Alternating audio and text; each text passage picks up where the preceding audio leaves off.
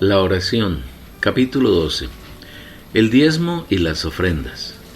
En Mateo 6 el Señor Jesús habla de 3 cosas que al Padre le encanta que sus hijos hagamos en secreto: la limosna, la oración y el ayuno. Acerca del ayuno extensamente hablamos en los 2 capítulos anteriores.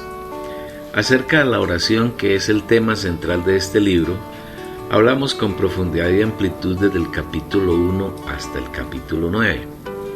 Y ahora nos proponemos hablar acerca de la ofrenda. Leamos lo que dice el Señor al respecto. Cuando pues des limosna, no toques trompeta delante de ti, como hacen los hipócritas en las sinagogas y en las calles para ser alabados por los hombres. De cierto os digo que ya tienen toda su recompensa. Mas tú, cuando des limosna, no sepa tu izquierda lo que hace tu derecha, para que sea tu limosna en secreto, y tu Padre que ve en lo secreto te recompensará. Mateo capítulo 6 versículos 2 al 4. En el cristianismo, el diezmo y las ofrendas son los temas que los falsos maestros que lideran las distintas congregaciones más abusan y falsifican.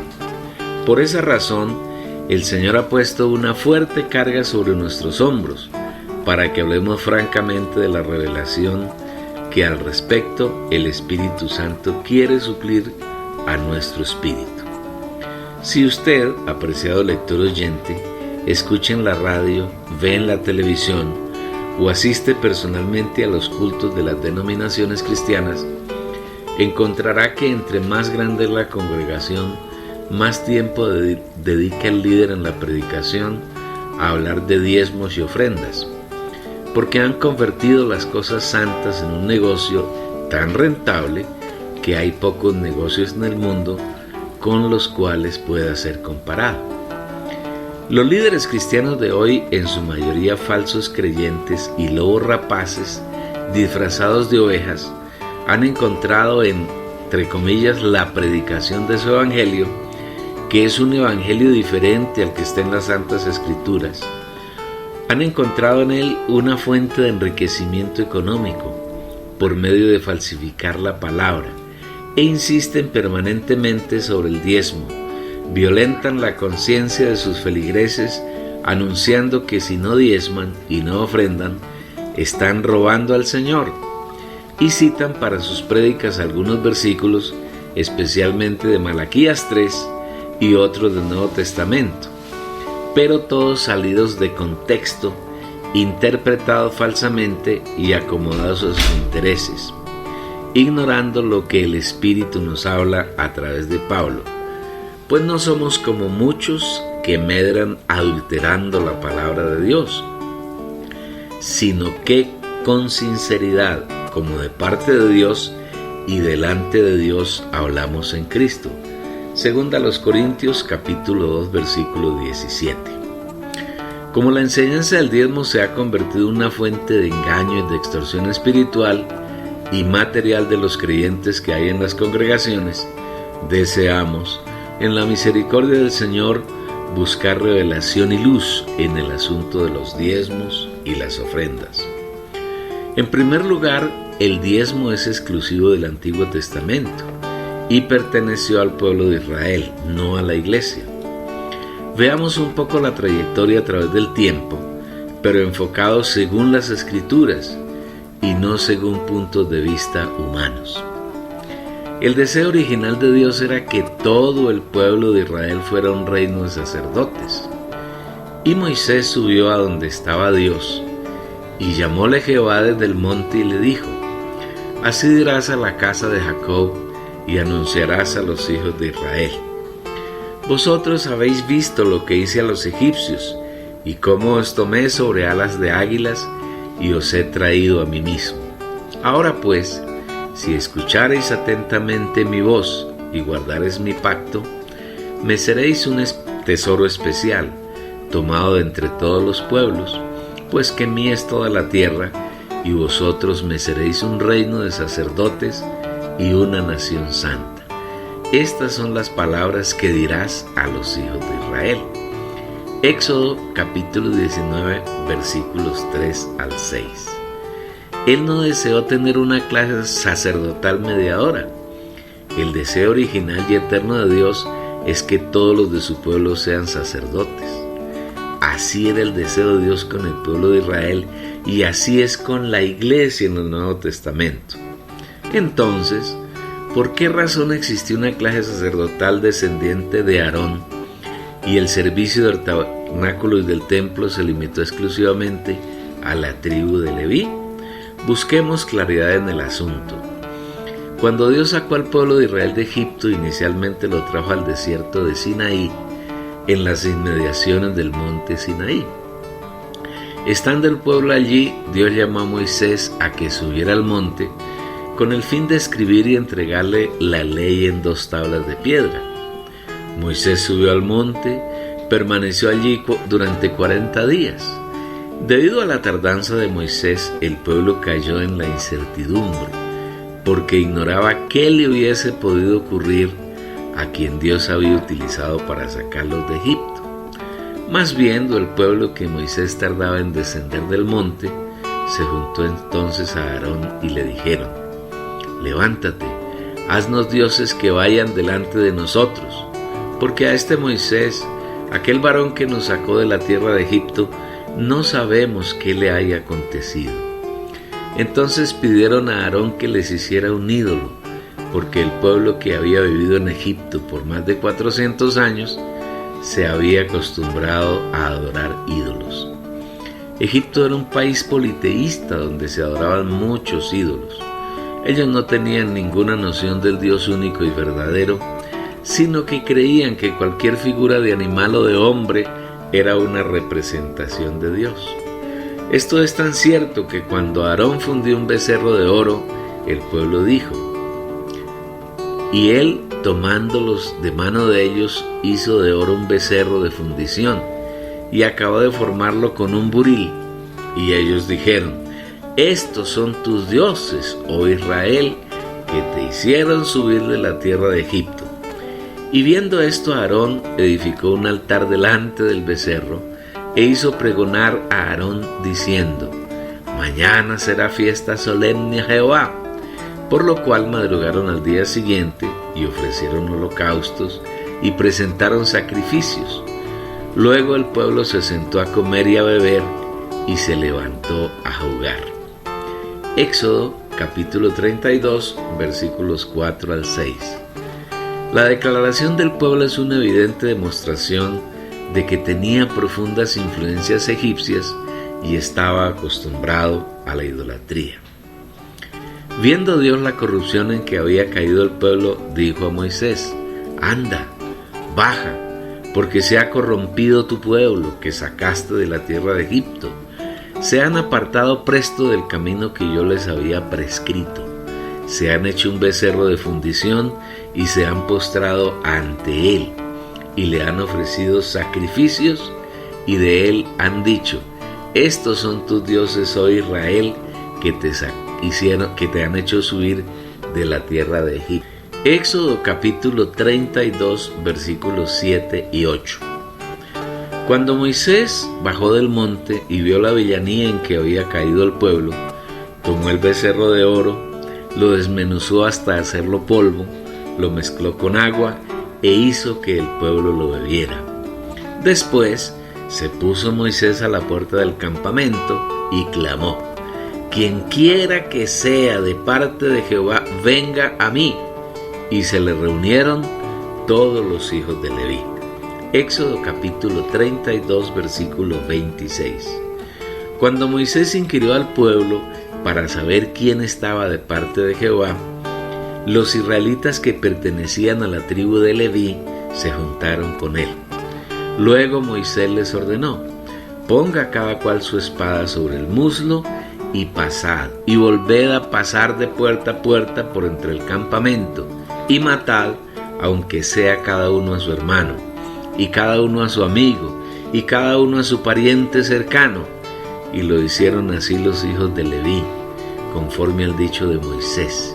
Y cayeron del pueblo en aquel día como 3,000 hombres, porque les había dicho Moisés: «Consagraos hoy a Jehová, aunque sea cada cual en su mismo hijo, o en su hermano, para que Él os dé hoy bendición. Éxodo capítulo 32, versículos 27 al 29. De esta manera, la tribu de Leví se consagró para servir a Dios en el tabernáculo primero, y después, cuando Salomón edificó el templo, era esa la tribu que tenía a su cargo el servicio a Dios. Del seno de esa tribu surgió la clase sacerdotal, designación que correspondió a la casa de Aarón, hermano de Moisés, quien era de la tribu de Leví. Reiteramos nuevamente que la voluntad original de Dios no era tener una clase sacerdotal ni una tribu mediadora, sino que deseaba y desea que todo su pueblo sea un reino de sacerdotes. Y ese mismo deseo está en el Nuevo Testamento. Acercándoos a Él, piedra viva, desechado por los hombres, mas para Dios escogida y preciosa.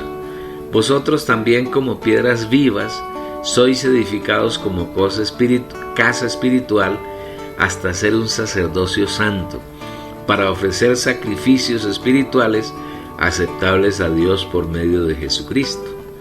Mas vosotros sois un linaje escogido, real sacerdocio, nación santa, pueblo adquirido para posesión de Dios, a fin de que anunciéis las virtudes de aquel que os llamó de las tinieblas a su luz admirable, e hizo de nosotros un reino, sacerdotes para su Dios y Padre.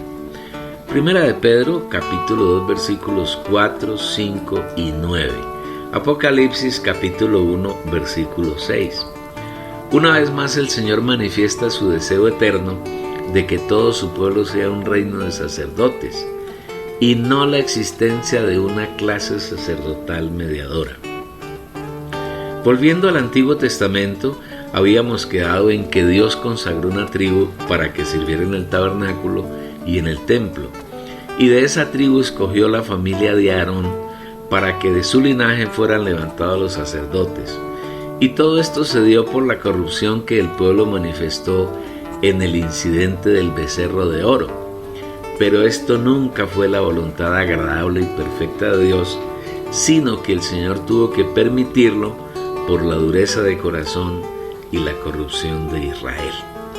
Así las cosas, cuando el pueblo de Israel entró en la tierra de Canaán para poseerla, Dios ordenó que a cada una de las 11 tribus restantes le fuera asignada una porción de la tierra, pero ninguna herencia le dio a la tribu de Leví, sino que ellos vivían de las ofrendas que sus hermanos traerían de lo que les produjese la tierra.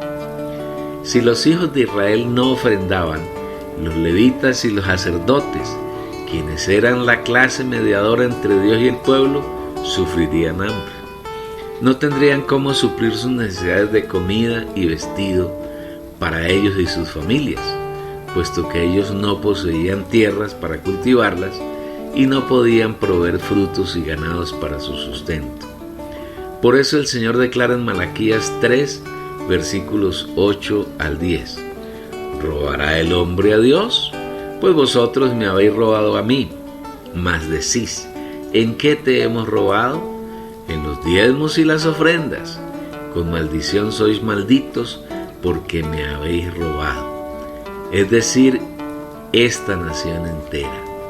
Traed todo el diezmo al granero, para que haya alimento en mi casa, y probadme si queréis en esto, dice Jehová de los ejércitos, y veréis si no os abro las ventanas del cielo, y os derramo una bendición tal que no haya donde quepa.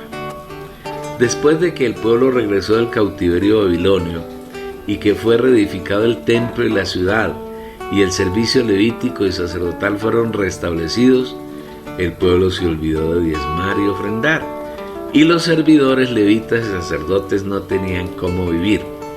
Por eso el profeta Malaquías habló de esas palabras fuertes para que el pueblo reaccionara y cumpliera la ley de los diezmos y las ofrendas. Esto es válido en el Antiguo Testamento y exclusivamente para el pueblo de Israel. La clase sacerdotal y la tribu de Leví vivían a expensas de las demás tribus, y eso era lo mandado por Dios, pero no era su voluntad original, porque de ninguna manera Dios deseaba tener una clase mediadora, sino que deseaba que todo su pueblo fuera un reino de sacerdotes. En el Nuevo Testamento, cuando ha desaparecido la clase sacerdotal y Dios desea recobrar su deseo original, solamente una vez se habla de diezmo, y eso lo hace el Señor Jesús en tiempo pasado. Veámoslo. ¡Ay de vosotros, escribas y fariseos, hipócritas! Porque diezmáis la menta y el anís y el comino, y dejáis lo más importante de la ley, la justicia, la misericordia y la fidelidad. Esto era subrayado, era necesario hacer sin dejar de hacer aquello. Mateo 23, 23. El mismo pasaje está en Lucas 11, versículo 42. Los escribas y fariseos, que se caracterizaban por el ejercicio de la hipocresía, eran muy juiciosos en pagar el diezmo de la menta, el anís y el comino. Seguramente se esforzaban por dar las primicias de los animales y por ofrecer votos voluntarios, pero dejaban de lado lo más importante de la ley, que es la justicia, la misericordia y la fidelidad. En otras palabras, diezmando eran injustos, inmisericordias e infieles. El Señor los reprochó con dureza, diciéndoles que se volvieran a la justicia, a la misericordia y a la fidelidad, y que diezmaran de todo lo que el Señor les proveyera. Pero note que el verbo está en pasado. Era necesario hacer. Esto quiere decir que en el Antiguo Testamento era necesario diezmar, y además de esto, ser misericordioso, fiel y justo.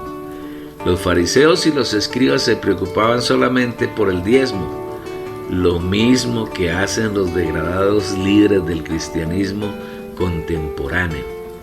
Han olvidado completamente expresar al Señor en su vivir, expresión que se da en justicia.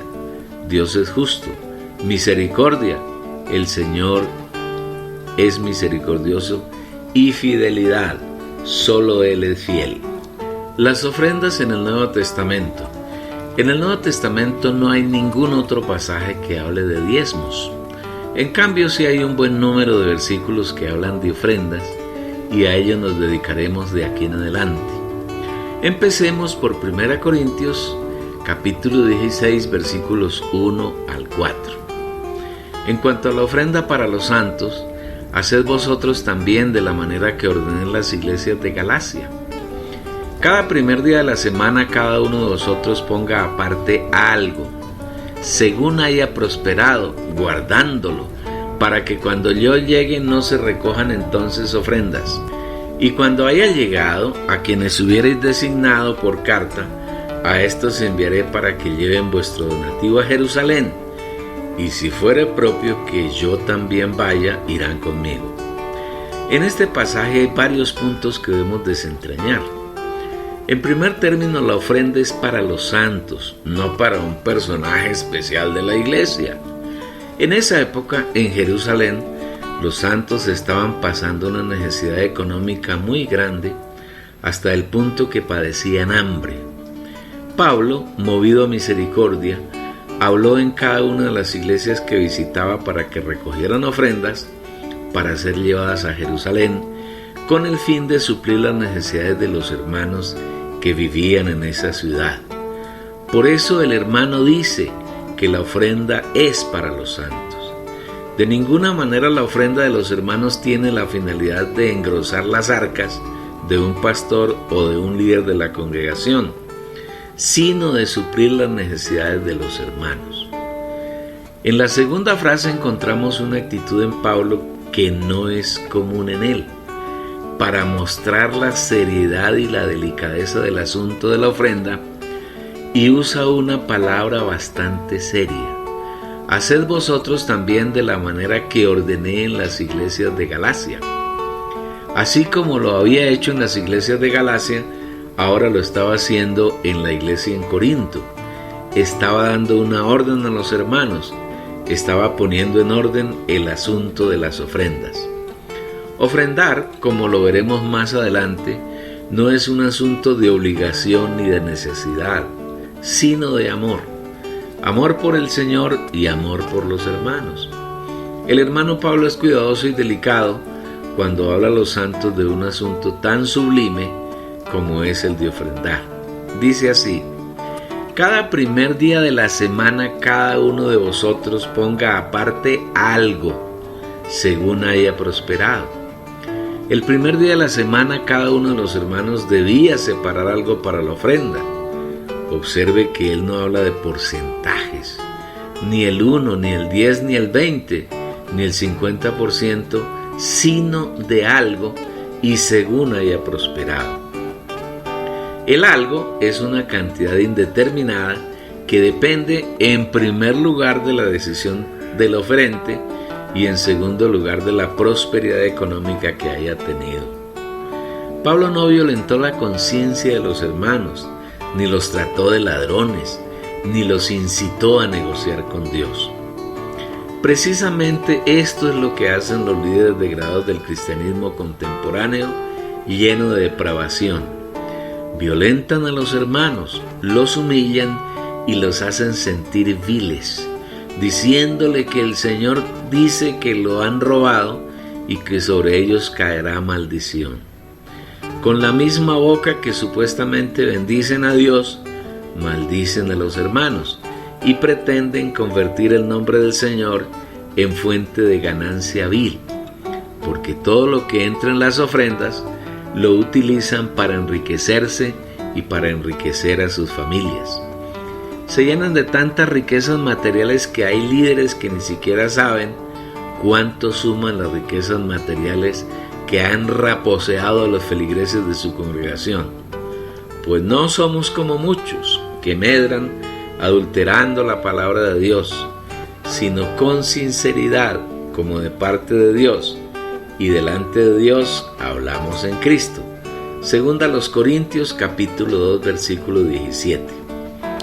Mientras muchos hermanos en sus congregaciones no tienen los medios necesarios para suplir sus necesidades básicas y las de su familia, los líderes se revientan de, entre comillas, gordura, porque han presionado la conciencia y la emoción de sus hermanos para que les entreguen sus bienes a cambio de promesas supuestamente de Dios, que Él nunca cumplirá, porque jamás salieron de su boca.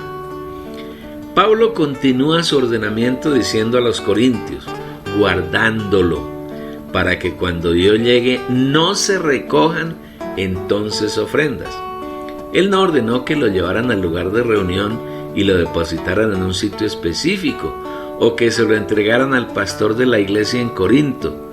No existe el cargo de pastor en la Biblia, ni que lo entregaran a los ancianos o a los diáconos de la iglesia, o a algún tesorero, sino que cada quien lo guardara, porque él no deseaba que cuando llegara se afanaran por recoger ofrendas. Qué delicado fue nuestro hermano Pablo en el asunto de las ofrendas, y qué ejemplo tan elevado nos legó. Dios quisiera que los líderes y los creyentes que hay en las congregaciones vieran este mandato y dejaran de engañar y no se dejaran engañar más en este asunto. Pablo fue muy firme al no admitir que se recogieran ofrendas cuando él llegara, para que no se creyera que las ofrendas eran para él. Eso se comprueba por sus expresiones en Hechos 20, 33 al 34. Ni plata, ni oro, ni vestido de nadie he codiciado. Vosotros mismos sabéis que para lo que me ha sido necesario a mí y a los que están conmigo, estas manos me han servido. Totalmente distinto es lo que ocurre en el cristianismo, donde se organizan, entre comillas, campañas que requieren la presencia de un, entre comillas, predicador, ojalá de fama internacional, y todo el tiempo que dure la campaña, entre comillas, se repica sobre diezmos y ofrendas, con el único fin de que haya una abultada ganancia para el, entre comillas, predicador, y que dé una buena cantidad para el organizador de la, entre comillas, campaña, que generalmente es una congregación con su líder. Los líderes del cristianismo contemporáneo están llenos de codicia, y hasta se oye que hay demandas en los estrados judiciales de feligreses que han sido estafados por pastores, prometiéndoles un montón de mentiras a cambio de que les entreguen sus bienes. Como las promesas mentirosas no se cumplen, vienen los litigios ante los órganos judiciales de cada país. Cuán distinto era nuestro hermano Pablo y qué digno de ser imitado en el asunto de la ofrenda y del manejo de los recursos monetarios que los hermanos entregaban para suplir las necesidades de los santos.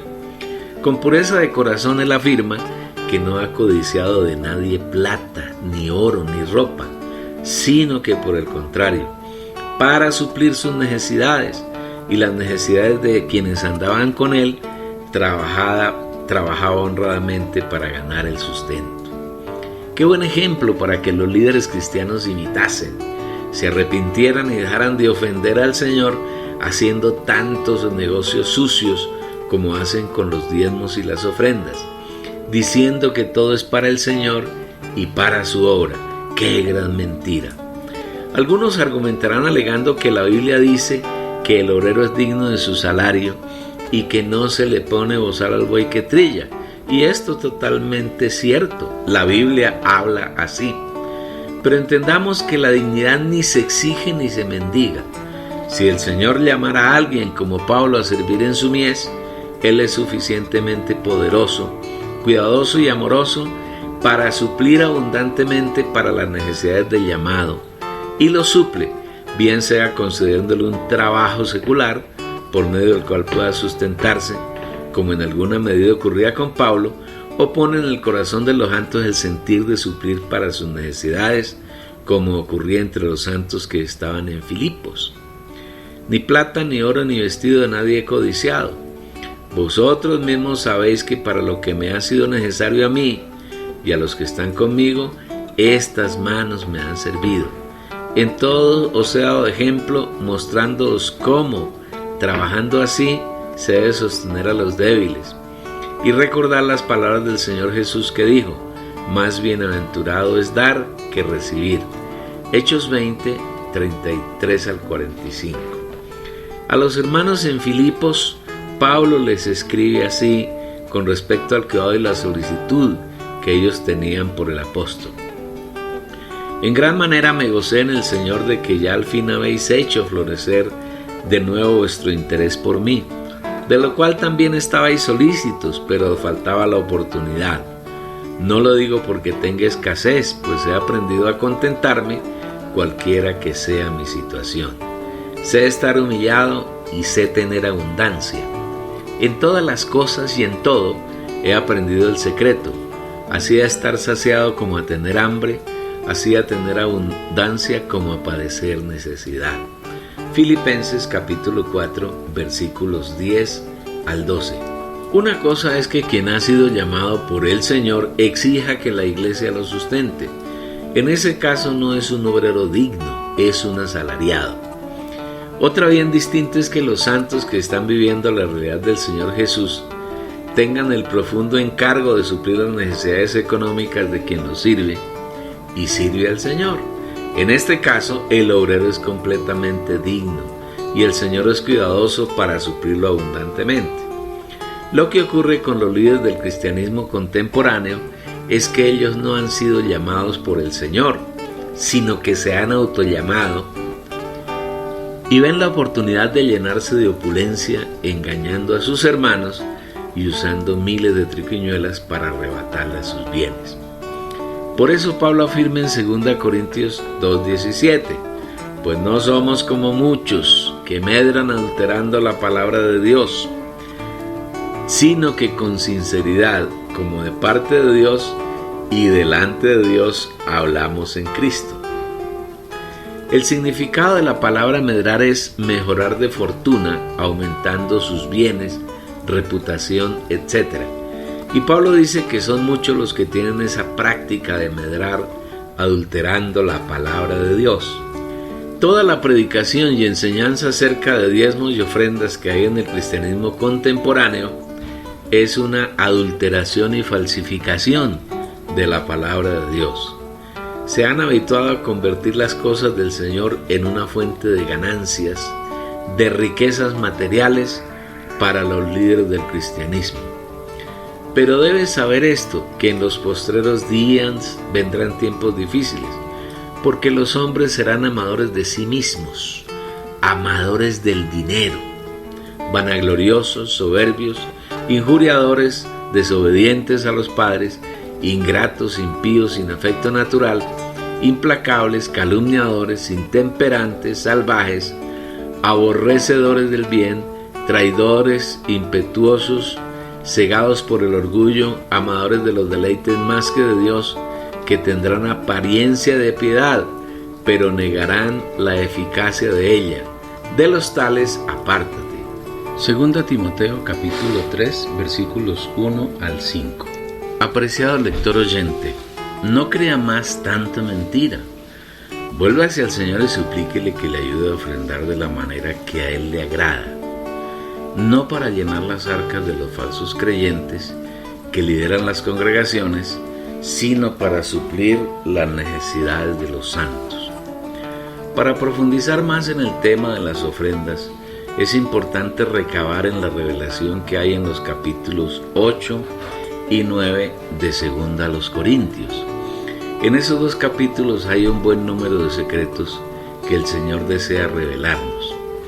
Insistiremos en que lo escrito por el apóstol Pablo acerca de ofrendar no hace referencia a una ley, ni se trata de una imposición como lo enseña y lo practica el cristianismo contemporáneo, sino que debido a la escasez económica que había entre los santos de Jerusalén y de Judea, el hermano, movido por el Espíritu Santo, tocó el corazón amoroso de los santos de otras latitudes para que ofrendaran bienes que podrían suplir la escasez de los santos necesitados. En ningún momento esa ofrenda tenía como destino enriquecer a Pablo, ni a quienes con él andaban. Ni siquiera la ofrenda estaba destinada a suplir las necesidades básicas del apóstol y sus compañeros. Ni plata, ni oro, ni vestido de nadie he codiciado. Vosotros mismos sabéis que para lo que me ha sido necesario a mí y a los que están conmigo, estas manos me han servido. Hechos capítulo 20, versículos 33 al 34. Sino que toda la ofrenda se encaminó a suplir las necesidades de los hijos de Dios. Solamente nos pidieron que nos acordásemos de los pobres, lo cual también procuré con diligencia hacer. En todo os he enseñado que, trabajando así, se debe ayudar a los necesitados y recordar las palabras del Señor Jesús que dijo: más bienaventurado es dar que recibir. Gálatas capítulo 2 versículo 10, Hechos capítulo 20 versículo 35. En el capítulo 8 de 2 Corintios, el Espíritu Santo guió a Pablo a decirles a los corintios que deseaba que ellos supiesen acerca de la gracia que Dios les había concedido a las iglesias que se encontraban en Macedonia. Asimismo, hermanos, os hacemos saber la gracia de Dios que se ha dado en las iglesias de Macedonia. 2 Corintios capítulo 8 versículo 1. Vale recordar que en ese tiempo Macedonia era una región donde había algunas ciudades en las cuales estaba establecida la iglesia del Señor, y entre esas ciudades son notables Filipos y Tesalónica, donde los hermanos eran muy normales en su vivir con el Señor. Pablo afirma que los macedonios se encontraban pasando por muchas tribulaciones y en extrema pobreza, y aún así estaban llenos de gozo y abundaban en generosidad, que en grande prueba de tribulación, la abundancia de su gozo y su extrema pobreza abundaron en las riquezas de su generosidad. Capítulo 8 de 2 a los Corintios, versículo 2. Pablo entonces quiso dar un testimonio a los santos de Corinto, ciudad de la región de Acaya, porteña y comercial, donde había muchas riquezas materiales, contrastada con la situación de pobreza de los macedonios, y testificó que los macedonios, usando de espontaneidad, es decir, ningún, entre comillas, líder, estaba entre ellos violentando la conciencia de los hermanos para presionarlos a ofrendar, lo que sí hacen los líderes del cristianismo contemporáneo. Porque doy testimonio de que espontáneamente han dado, de acuerdo con sus fuerzas, y aún más allá de sus fuerzas. Capítulo 8, versículo 3, estamos en 2 de Corintios. Los hermanos de Macedonia decidieron ofrendar abundante y generosamente para las necesidades de los santos en Jerusalén. Los santos macedonios, gracias a que tenían una comunión normal con el Señor en su espíritu, sin obligación, sino espontáneamente, haciendo uso de la gracia que el Señor les concedió y expresando a Dios como amor por los santos, amor que moraba dentro de ellos, dieron de acuerdo con sus fuerzas y aún superando estas, les rogaron a Pablo y a quienes con él estaban que no les negaran el privilegio, la gracia de participar en la ayuda para los santos, pidiéndonos con muchos ruegos que les concediéramos la gracia de participar en la ayuda para los santos. Capítulo 8, versículo 4. Pablo entonces muestra su asombro por la actitud de los hermanos macedonios, pues ellos sobrepasaron la expectativa de los apóstoles y de manera ordenada esos hermanos cedieron primero al Señor, como debe ser, es decir, la ofrenda para los santos debe ser dada por hijos de Dios y no por incrédulos. Una vez que ellos cedieron al Señor, también cedieron a los hermanos que tenían la gran carga de aliviar las necesidades de los hermanos en Jerusalén y Judea. Y superando lo que esperábamos, cedieron primeramente ellos mismos al Señor y a nosotros por la voluntad de Dios. 2 Corintios capítulo 8, versículo 5. Luego Pablo exhorta a los hermanos que están en Corinto, que así como ellos abundan en dones del Espíritu Santo, tales como fe, palabra de conocimiento, abundaban también en diligencia y en amor para con los hermanos, que igualmente fuesen abundantes y generosos en la gracia de dar para los santos necesitados. Por tanto, así como ya abundáis en todo, en fe, en palabra de conocimiento, en toda diligencia y en vuestro amor para con nosotros, abundad también en esta gracia. Capítulo 8, versículo 7. Observe con cuidado las palabras apropiadas que el Espíritu usó por medio de Pablo para animar, no para obligar a los corintios a que ofrendaran para los santos en Jerusalén. Por eso él animó a Tito, quien había comenzado la obra de recoger la ofrenda entre los corintios, a que la llevase a feliz término.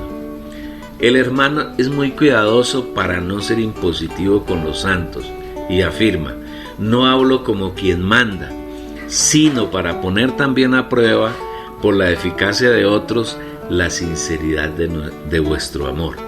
Capítulo 8, versículo 8.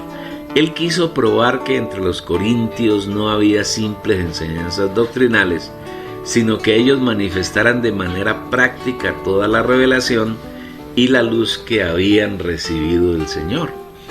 Aquí el apóstol le refresca a los hermanos el ejemplo dado por el Señor Jesús, en el sentido de que siendo rico se despojó de todas sus riquezas, de su honra y de su gloria por amor a nosotros, para que en la pobreza suya nosotros fuésemos enriquecidos. Si el Señor Jesús, quien es Dios eternamente, no se hubiese humillado, no se hubiese despojado de su gloria para venir en carne, haciéndose semejante a nosotros, pero sin pecado, nunca hubiésemos podido tener acceso a su riqueza y a su gloria, sino que seríamos seres sin esperanza, destinados a la condenación eterna. Porque conocéis la gracia de nuestro Señor Jesucristo, que siendo rico, por amor de vosotros se hizo pobre, para que vosotros con su pobreza fueseis enriquecidos. Capítulo 8, versículo 9. En vista de tanta gracia, amor y misericordia provenientes del Señor, Pablo se atreve a dar un consejo que era muy conveniente para los corintios, consistente en que ellos completaran la obra que habían iniciado hacía un año, pues el año anterior habían tenido el deseo de ofrendar para los santos necesitados que estaban en Jerusalén y en Judea, pero no habían tenido la oportunidad de concretarlo. Habían tomado la iniciativa, querían hacerlo, pero aún no lo habían realizado. Pablo entonces les aconseja que era conveniente para ellos completar lo que habían comenzado. Y en esto doy mi opinión, porque esto es provechoso para vosotros, que fuisteis los primeros no solo en comenzar a hacerlo, sino también en tomar tal resolución desde el año pasado. Ahora, pues, llevad también a cabo el hacerlo, de modo que cual fue la prontitud para resolveros, tal sea también la realización conforme a lo que tengáis. Segunda a los Corintios capítulo 8 versículos 10 y 11. Qué celo, qué cuidado y qué delicadeza tuvo el hermano, que en verdad fue llamado por el Espíritu para hacer junto con el Señor su obra entre ellos. En sus palabras no hay el más pequeño vestigio de imposición, de mandato o de dar órdenes a los hermanos, sino que les recuerda que ellos eran quienes habían tenido la iniciativa el año anterior y que ahora sería bueno que la realizaran. ¿Cuánto tienen que aprender los líderes de las congregaciones cristianas hoy con respecto a la delicadeza con que se deben manejar los asuntos santos del Señor? Pero ¿qué va? La inmensa mayoría son una horda de falsos maestros, asusados por Satanás para esclavizar a sus seguidores, blasfemando de esa manera el camino de la verdad. Al final del versículo 11, el Espíritu establece dos principios que es bueno recalcar.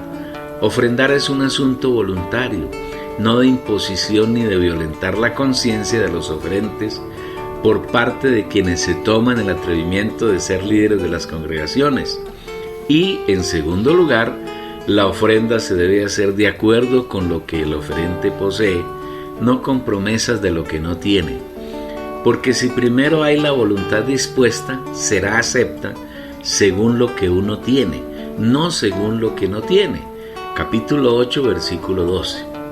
En la primera y segunda década del siglo XXI, los falsos maestros que lideran el cristianismo, que se caracterizan porque hacen mercadería de sus seguidores, cumpliendo así lo profetizado por Pedro acerca de las peculiaridades de los falsos maestros descritas por el Espíritu Santo en 2 de Pedro 2, versículos 1 al 3, estos maestros que viven según sus concupiscencias presionan a sus seguidores a que hagan ofrendas, entre otras triquiñuelas, girando cheques posfechados, disquerretando al Señor para obligarlo a que Él les provea para cubrir las sumas de dinero con que se han comprometido con los subterfugios de los excitados predicadores. Claro que si llegan a leer estos párrafos, dirán que ellos no imponen nada, que no han puesto un arma en la frente de los potenciales oferentes para obligarlos a firmar el cheque, pero hacen algo peor que poner un arma en la cabeza, y eso consiste en violentar la conciencia de su audiencia, y en verdad los obligan a hacer lo que en condiciones de libertad espiritual jamás harían. Estos líderes son verdaderos manipuladores de las mentes de sus seguidores. Insistimos en que la ofrenda en este pasaje tiene dos principios inalterables: una voluntad dispuesta, no por insinuación ni por presión de un predicador, sino por comunión con el Señor en el aposento más interior, es decir, en el espíritu humano del creyente, y según lo que el oferente tiene, no con promesas con base en lo que no tiene. Una vez que estos cheques han sido girados y entregados al falso maestro, si no hay fondos en el banco, al avivado predicador no se va a quedar con los brazos cruzados, sino que lo entrega a organizaciones especializadas en cobrar esta clase de título o valor, y el girador tiene que responder con sus bienes, y muchas veces pierde lo que tiene para el sustento suyo y el de su familia. ¿Qué tal esta, entre comillas, obra de amor? Estas son obras diabólicas que nada tienen que ver con la gracia ni con el amor del Señor.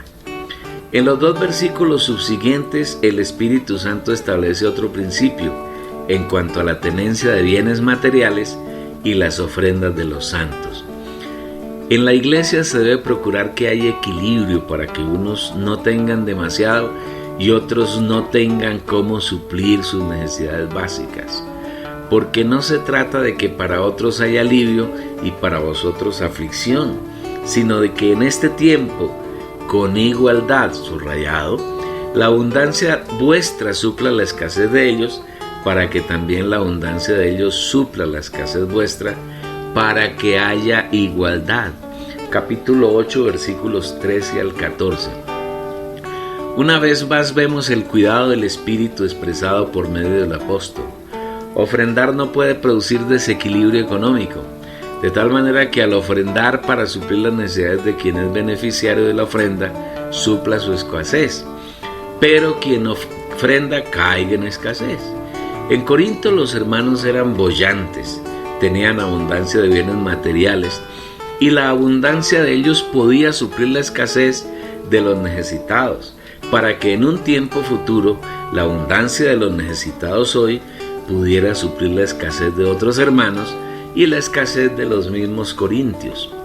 Cualquier parecido al cristianismo contemporáneo con esta palabra revelada sería una fantasía, un hecho que solo se ve en sueños, porque actualmente los hermanos son forzados a suplir no según su voluntad ni según sus posesiones, sino a, entre comillas, reventarse para ofrendar con tal que las cuentas de los líderes rebosen de abundancia para ellos y para sus familias, mientras que el común de los creyentes a duras penas puede ganar para suplir sus necesidades básicas.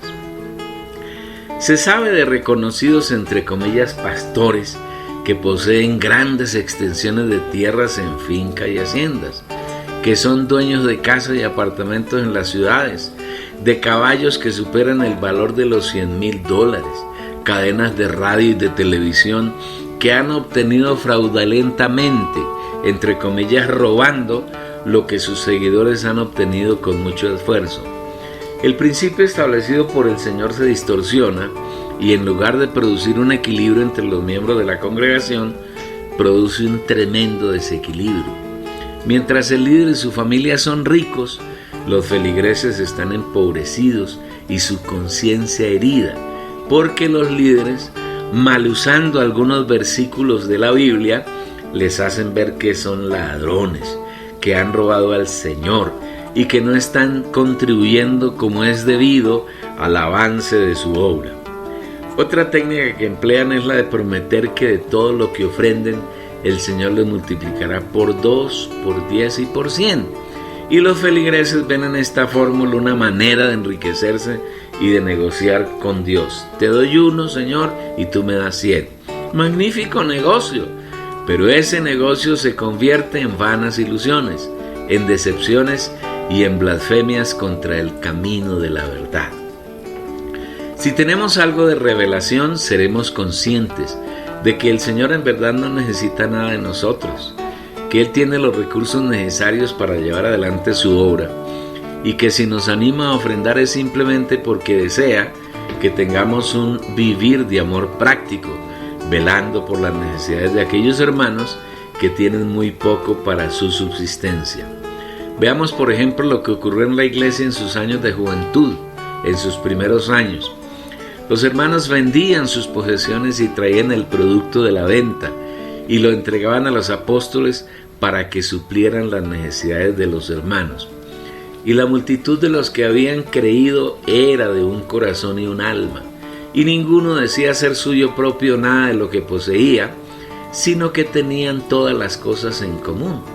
Y con gran poder los apóstoles daban testimonio de la resurrección del Señor Jesús, y abundante gracia era sobre todos ellos, porque no había entre ellos ningún necesitado, porque cuantos eran dueños de heredades o casas, las vendían y traían el precio de lo vendido, y lo ponían a los pies de los apóstoles, y se repartía a cada uno según su necesidad.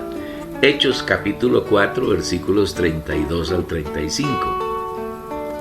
Esta actitud de los hermanos no fue el resultado de una gran predicación de Pedro, o de los 12 o de Pablo, sino que surgió espontáneamente de sus corazones y sin que alguien siquiera les insinuara, sino por un sentir que se originó en el Espíritu Santo, ellos fueron capaces de despojarse de sus bienes y entregarlos para que los necesitados fueran suplidos. Tampoco se convirtió esta ofrenda de amor en una oportunidad para que los apóstoles, los ancianos y los diáconos que había en la iglesia en Jerusalén aumentaran el caudal de sus riquezas, se compraran mansiones y disfrutaran a todo dar de las riquezas que juntaron con la ofrenda de los hermanos, sino que con ellas se suplían las necesidades de los santos, y allí no había necesitados. Este es un genuino vivir de creyentes. Esta es la verdadera expresión del amor de Dios y un vivir de sus hijos agradable a Él. Es impresionante la frase: no había entre ellos ningún necesitado, lo cual era realidad en la iglesia naciente cuando aún estaba llena de pureza, de inocencia, y donde el Señor realmente era su cabeza, cuando Satanás aún no había podido introducir ninguna de sus inmundicias, como ocurrió poco tiempo después y ocurre hoy en pleno siglo XXI.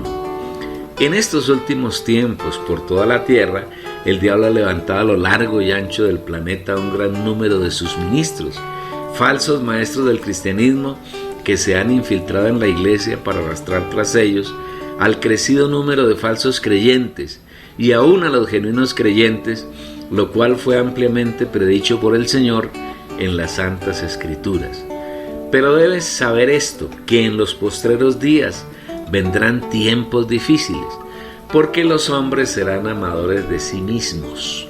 Subrayado, amadores del dinero, vanagloriosos, soberbios, injuriadores, desobedientes a los padres, ingratos, impíos, sin afecto natural, implacables, calumniadores, intemperantes, salvajes, aborrecedores del bien, traidores, impetuosos, cegados por el orgullo, amadores de los deleites más que de Dios, que tendrán apariencia de piedad, pero negarán la eficacia de ella. De estos, apártate. Segunda Timoteo capítulo 3, versículos 1 al 5.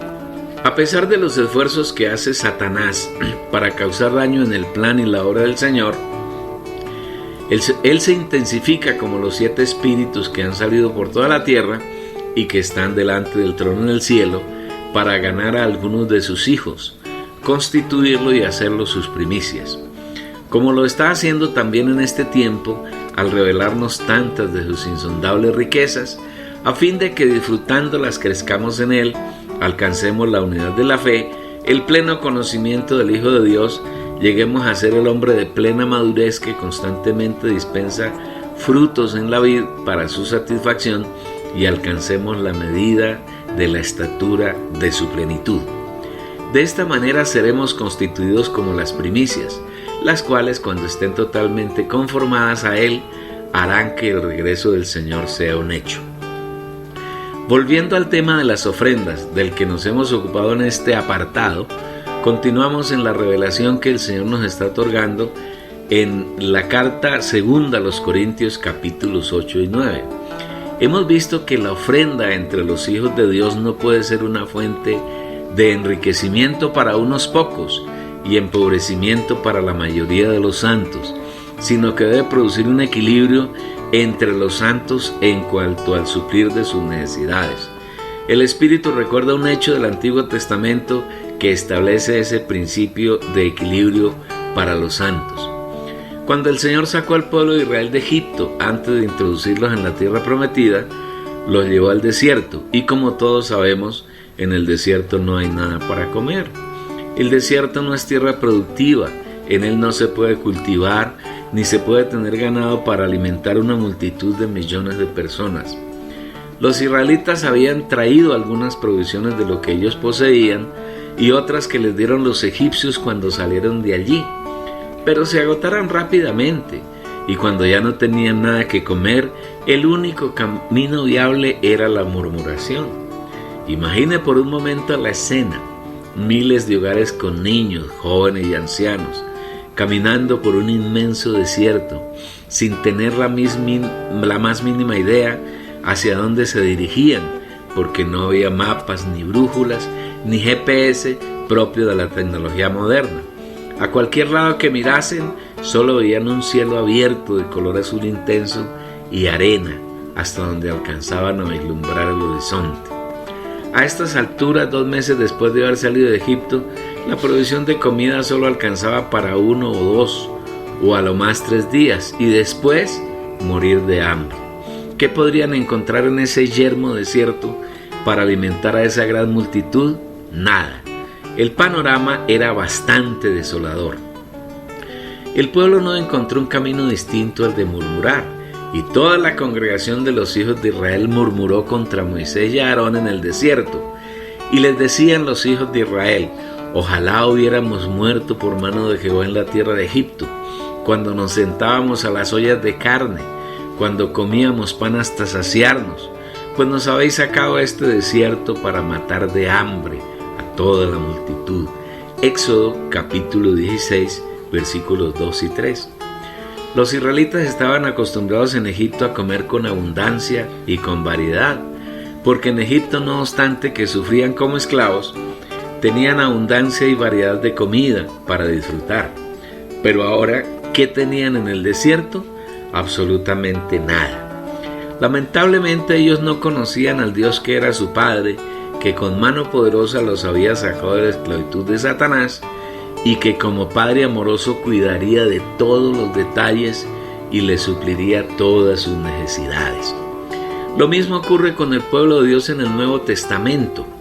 El Señor nos sacó debajo del yugo de esclavitud a que Satanás nos tenía sometidos y nos trajo a Él. Pero muchos creyentes han sido engañados por Satanás, quien ha puesto velos en sus ojos para que no puedan ver la misericordia y el cuidado que nuestro Padre nos prodiga día a día, y que estando en Él nada nos falta.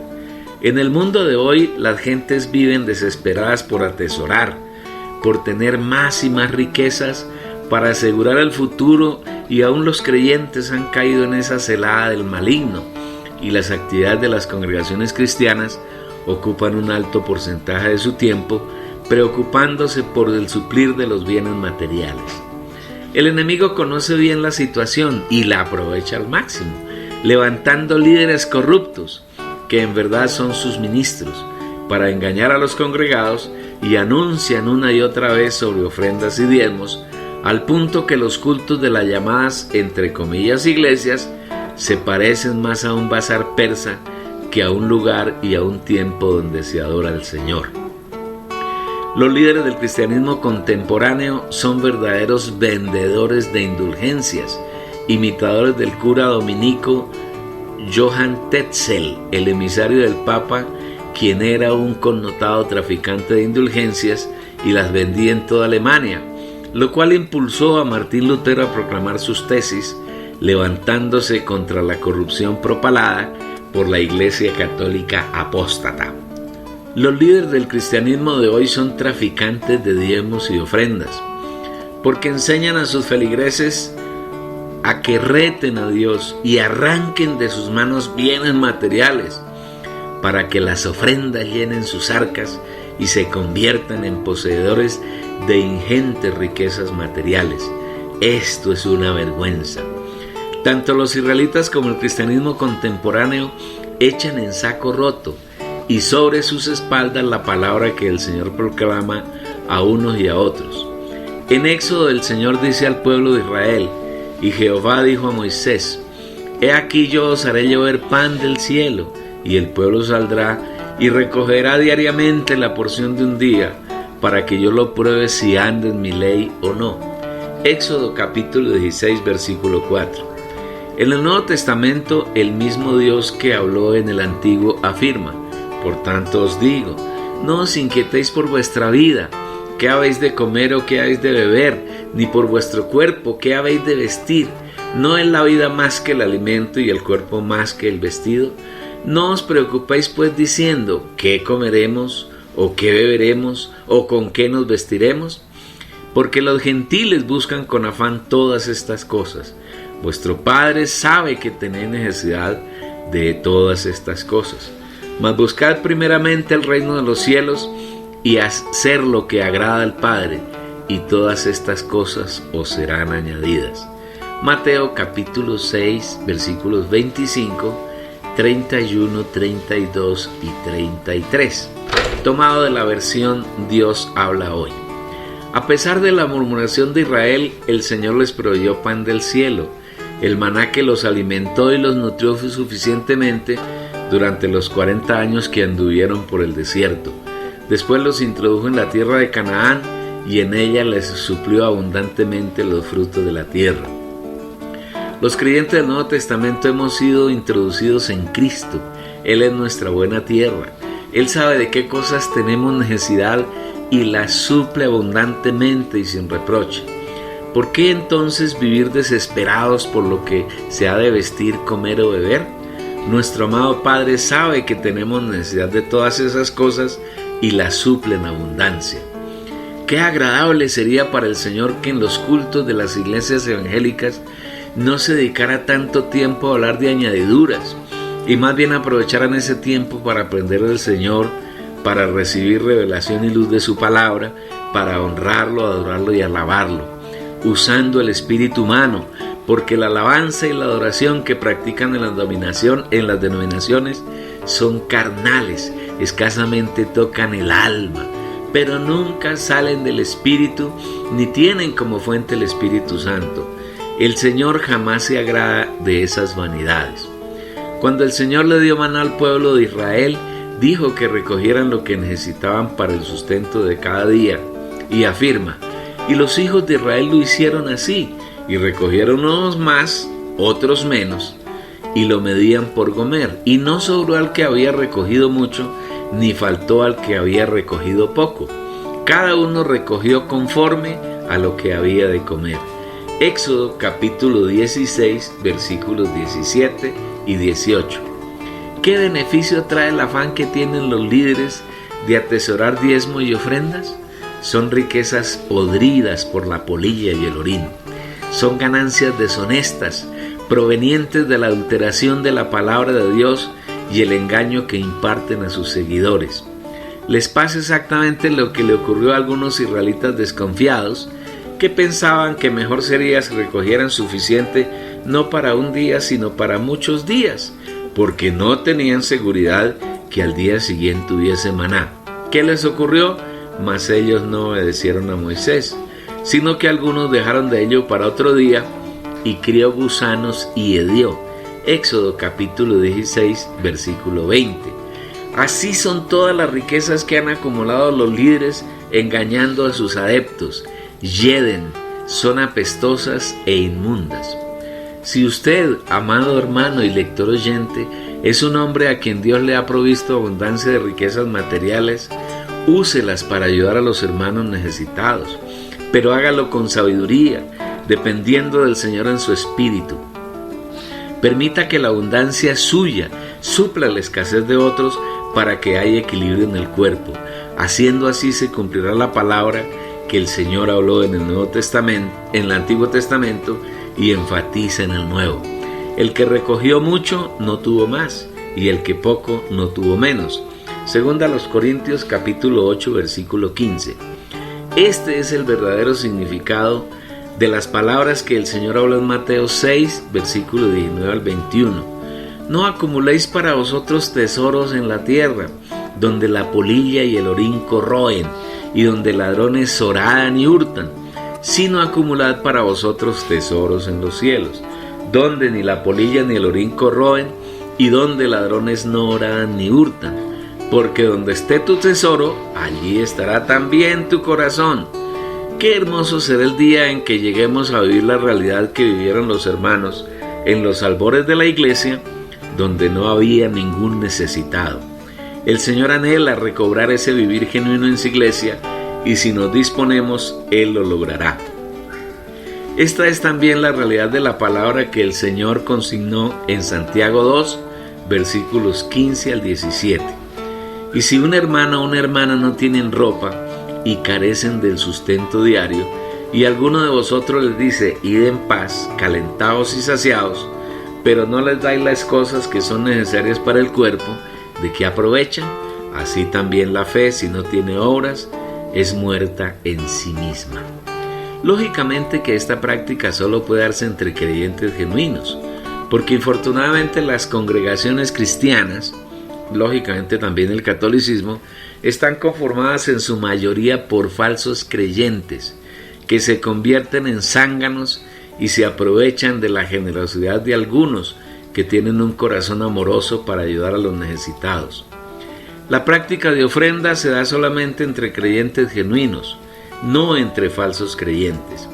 A este aspecto, el Espíritu Santo, cuidando de evitar que los avivados falsos creyentes vivan a expensas de los demás, no gustándoles trabajar en nada, afirma: ahora bien, os ordenamos, hermanos, en el nombre de nuestro Señor Jesucristo, que os apartéis de todo hermano que ande desordenadamente y no según las instrucciones que os fueron entregadas y que recibisteis de nosotros, porque vosotros mismos sabéis de qué manera debéis imitarnos, pues nosotros no anduvimos desordenadamente entre vosotros, ni comimos de balde el pan de nadie, sino que trabajamos con afán y fatiga día y noche, para no ser gravosos a ninguno de vosotros, no porque no tuviésemos derecho, sino por daros a vosotros como ejemplo, para que nos imitaseis. Porque también cuando estábamos con vosotros os ordenábamos esto: si alguno no quiere trabajar, tampoco coma. Porque oímos que algunos de entre vosotros andan desordenadamente, no trabajando en nada, sino entrometiéndose en lo ajeno. A los tales mandamos y exhortamos en el Señor Jesucristo que trabajando sosegadamente coman su propio pan. Segunda a los Tesalonicenses capítulo 3, versículos 6 al 12. El manejo de las ofrendas. Retomando el hilo que el Señor ha trazado en 2 Corintios 8, llegamos a los versículos del 16 al 24. En estos versículos encontramos un conjunto de principios en cuanto al manejo de las ofrendas y a la colaboración en el ministerio del Espíritu que es necesario dilucidar para nuestro enriquecimiento espiritual. En primer lugar, el asunto de recoger ofrendas para ayudar a los hermanos necesitados de Jerusalén y Judea fue primero una carga que surgió de los mismos hermanos que vivían en Corinto. A la vez, el Espíritu inquietó a Tito para que los ayudara en el asunto de ofrendar, y junto con Pablo tenían una gran solicitud por los hermanos que estaban en esa ciudad. Pero gracias a Dios que pone en el corazón de Tito la misma solicitud que yo tengo por vosotros, pues no solo aceptó el ruego, sino que también, estando muy solícito por su propia voluntad, partió para ir a vosotros. Versículos 16 y 17. Observe que la solicitud de Pablo y de Tito por los santos en Corinto fue puesta en su corazón por el Señor. En ningún momento Pablo ordenó a Tito que fuera a Corinto y presionara a los hermanos para que ofrendaran, ni tampoco Pablo ejerció alguna presión sobre ellos. Todo fue guiado por el Espíritu Santo en el corazón de los hermanos. En los dos versículos subsiguientes el Señor habla de un segundo hermano, de quien omite su nombre, pues el Espíritu no tiene ningún interés en alabar a los hermanos, sino que toda la honra y la gloria sean para el Señor, el único digno de ser alabado, honrado y glorificado. El Señor es muy amoroso y cuidadoso con Tito al establecer un compañero que fuese con él a Corinto con el fin de recoger el donativo de los santos para llevarlo a Jerusalén. Decimos cuidadoso y amoroso porque Él tiene el cuidado de que no caigamos, y por eso nos pone junto a un compañero para que juntos y con Él llevemos adelante su obra. Para evitar la tentación a Tito y las posibles habladurías por el manejo de la ofrenda, Dios colocó junto a él a un santo que era alabado en las iglesias, pero no por su elocuencia o por su capacidad para desarrollar artimañas y presionar a los santos a que entregaran sus bienes materiales, como ocurre con los, entre comillas, ministros cristianos de hoy, que presionan a los hermanos con palabras fingidas para que donde no tienen ofrenden, dizque para la obra del Señor, cuando en realidad es para acrecentar las riquezas de esos falsos ministros. El hermano designado por los santos como compañero de Tito era alabado en el Evangelio, es decir, en la persona del Señor Jesucristo. En otras palabras, fue alabado por el Señor mismo, por su prontitud y entrega en la anunciación de la persona de Cristo como el Evangelio, en todos los lugares donde Él era anunciado. Y enviamos juntamente con Él al hermano cuya alabanza en el Evangelio se ha difundido por todas las iglesias. Y no solo esto, sino que también fue elegido por las iglesias como nuestro compañero de viaje en esta gracia que nosotros ministramos para gloria del Señor mismo y para demostrar nuestra prontitud de ánimo. Segunda a los Corintios capítulo 8 versículos 18 y 19. Ese hermano no fue designado por Pablo ni por Tito, sino que las iglesias fueron unánimes al considerar que era el compañero ideal para que junto con Tito y eventualmente con Pablo recogieran la ofrenda de los corintios destinada a los jerosolimitanos y a la entrega con prontitud. Jerosolimitano es gentilicio de quienes son de Jerusalén. En los versículos 20 y 21 el Señor establece otro principio que debemos aplicar cuidadosamente en el manejo de los bienes materiales que los santos ofrendan para suplir las necesidades de los santos, evitando que nadie halle falta en nosotros en cuanto a la abundancia que ministramos, pues pensamos de antemano en lo que es honroso, no solo delante del Señor, sino también delante de los hombres. En este caso, que es un ejemplo universal, había 3 hermanos que con delicadeza y fielmente estaban manejando una ofrenda abundante y eran cuidadosos en el sentido de que ese manejo fuera totalmente transparente y que nadie hallara ninguna falta ni hubiese ninguna duda en cuanto al manejo que los hermanos daban a la ofrenda. Igualmente el hermano Pablo testifica que él junto con los hermanos que sirven juntos al Señor es precavido para pensar de antemano que todos sus actos sean honrosos delante del Señor y delante de los hombres. Cuán distinto es el manejo que los llamados entre comillas ministros contemporáneos dan a los diezmos y a las ofrendas. En primer lugar, estas no suplen las necesidades de ningún santo, sino la ambición y el afán del enriquecimiento del líder. Tienen un grupo que llaman ujieres, los cuales son muy diligentes en recoger la ofrenda. Inmediatamente después de la predicación que ha violentado la conciencia de los oferentes, luego la ofrenda es llevada a un cuarto especial donde es contada por el líder y su familia y uno que otro feligrés de su entera confianza, y luego desaparece como por arte de magia. ¿A dónde va? Seguramente a la caja fuerte del líder, a sus cuentas bancarias y a la adquisición de bienes casi siempre suntuarios. Muebles, viviendas, fincas, haciendas, animales exóticos, vehículos, emisoras, estaciones de televisión y otros destinos. Como puede verse, la razón que el Señor tiene para ofrendar es totalmente distorsionada por estos mercaderes de la fe. Las congregaciones no llevan ninguna contabilidad ni tienen obligación legal, por lo menos en Colombia, de presentar cuentas a sus asociados, y los gobiernos no los obligan, porque en Latinoamérica tiene un absoluto dominio la religión católica y en todos los países está exenta de control fiscal, de impuestos y de cualquier supervisión del Estado.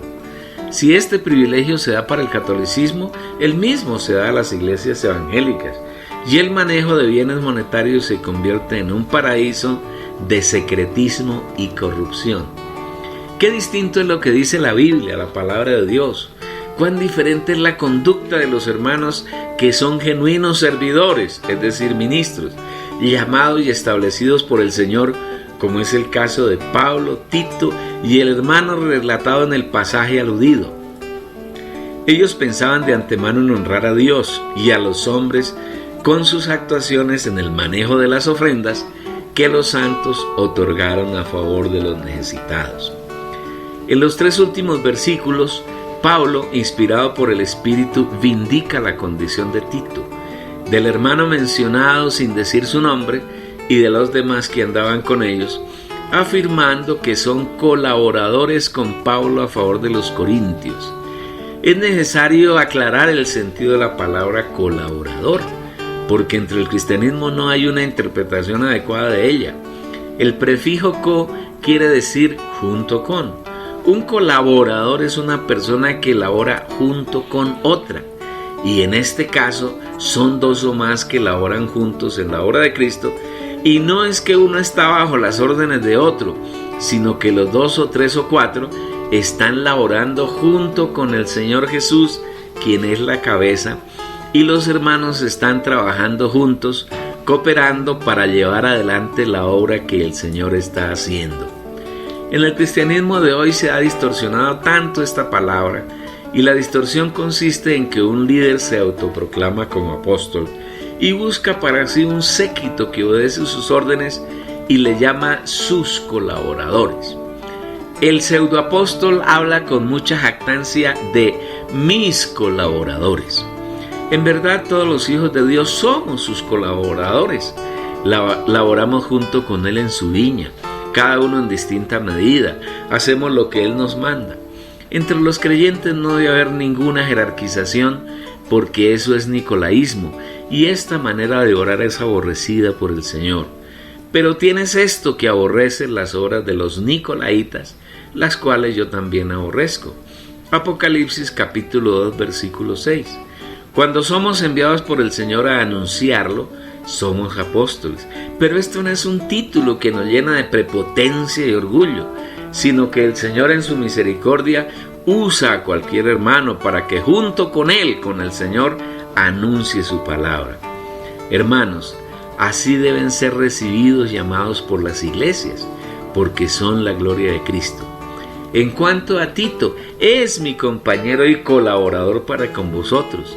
Y en cuanto a nuestros hermanos, son apóstoles de las iglesias, son la gloria de Cristo. Mostrad, pues, para con ellos ante las iglesias la prueba de vuestro amor y de nuestro motivo para gloriarnos respecto de vosotros. Segunda a los Corintios capítulo 8 versículos 23 y 24. Hasta aquí hemos hablado brevemente del capítulo 8 de Segunda Corintios y pensamos que hemos ganado un buen número de riquezas del Señor para que tengamos una conducta adecuada, agradable y sin ofensa delante de Él. Ahora, en su espíritu y escondidos en Él, abordaremos el capítulo 9. En el versículo 7 del capítulo 9 hay un nuevo principio que rige la generosidad de ofrendar. Cada uno dé como propuso en su corazón, no con tristeza ni por necesidad, porque Dios ama al dador alegre. La ofrenda debe originarse en el propósito del corazón del oferente, y ese propósito surge exclusivamente de la comunión del creyente con el Señor. Cuando un creyente está en el lugar santísimo, es decir, en su espíritu y en el trono de gracia, el Señor pone un propósito en cuanto a la ofrenda, de cuánto debe ofrendar y en qué momento. En este asunto no debe intervenir nadie distinto al Señor y el oferente. No puede haber presión de ninguna persona para ofrendar, ni para determinar una cantidad o un porcentaje, sino que debe surgir de un propósito que hace quien ofrenda como resultado de su comunión con el Señor.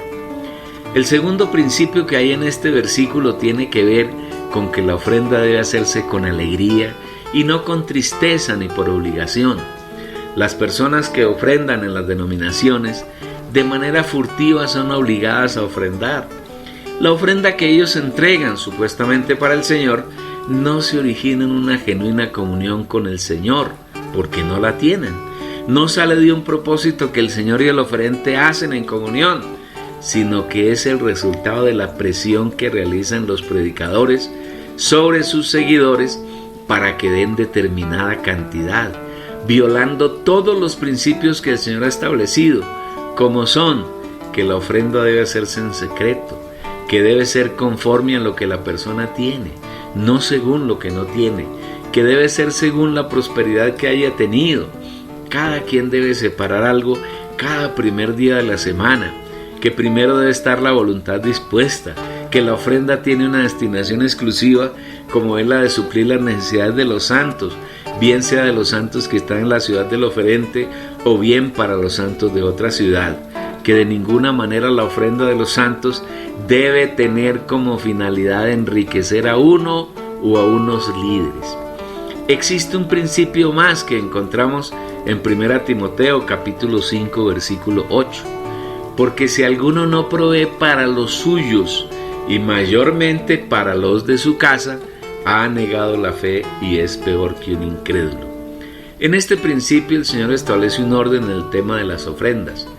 Para tener un buen testimonio como creyentes, como hijos de Dios, se debe proveer primero para los suyos, es decir, para aquellas personas de la familia que siendo creyentes y tienen necesidad deben ser suplidas, y entre ellos tienen prioridad aquellos que son de la casa del creyente, porque de no hacerlo se estaría negando la fe, viniendo a ser peor que un incrédulo y tomando el papel de hipocresía de los fariseos. Respondiendo él les dijo: ¿por qué también vosotros quebrantáis el mandamiento de Dios por causa de vuestra tradición? Porque Dios dijo: honra a tu padre y a tu madre, y quien hable mal de su padre o de su madre, que muera. Pero vosotros decís: cualquiera que diga a su padre o a su madre, ya es ofrenda a Dios todo lo mío, con que hubiera sido beneficiado,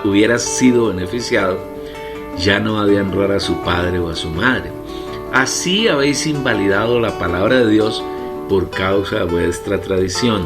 Hipócritas, bien profetizó de vosotros Isaías cuando dijo: este pueblo de labios me honra, mas su corazón está lejos de mí, pues en vano me rinden culto, enseñando mandamientos de hombres como enseñanzas. Mateo 15, capítulo 15, versículos 3 al 9. Ellos negaban la asistencia y la honra debida a sus padres, alegando que lo que podían darles lo entregaban como ofrenda a Dios. El Señor reprochó con firmeza la actitud hipócrita de ellos. Primero se debe honrar a los padres, a los hijos, al cónyuge y en general a la familia. Luego se puede ofrendar para las necesidades de otros santos.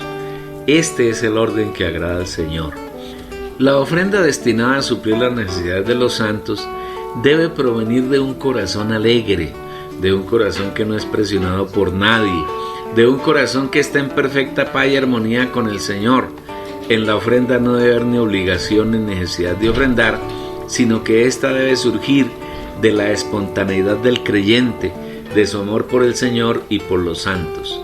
De manera práctica, cada uno de los santos, cada primer día de la semana, según haya prosperado, debe tener comunión con el Señor y apartar aquello que ha de ofrendar. Si se reúne con otros hermanos y hay un lugar determinado para la reunión, se llevará a ese lugar y se depositará de manera secreta en algún recipiente destinado para tal fin. Nadie debe controlar ni cantidades ni personas.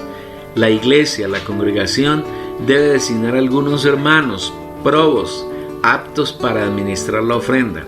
Estos santos, en comunión con el Señor, conociendo las necesidades de los santos, deben distribuir la ofrenda según la necesidad de cada santo.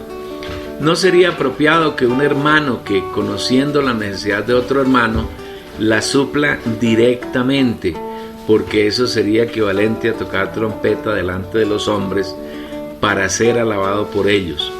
Creemos que el mejor camino que se debe seguir es que si tiene una carga específica por un hermano o por una familia, deposite su ofrenda en un sobre, escribe el nombre del hermano de la familia que ha de recibir la ofrenda y lo coloque en el lugar de las ofrendas.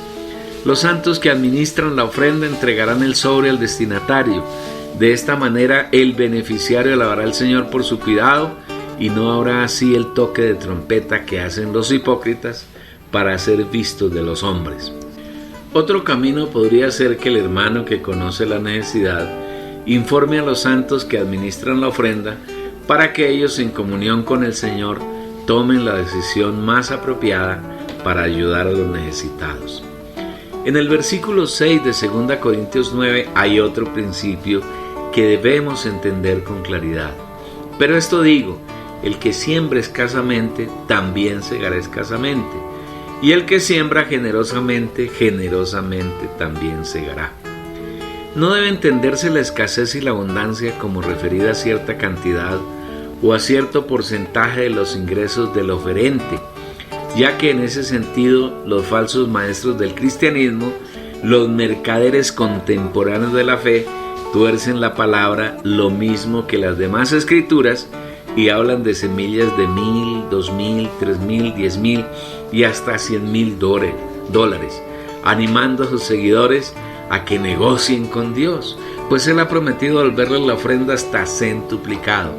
Pero en este pasaje no se trata de eso, sino que se trata de la actitud y el propósito del corazón que se tiene al ofrendar. Para entenderlo, veamos una palabra hablada por el Señor Jesús en Mateo 12, versículos 41 al 44.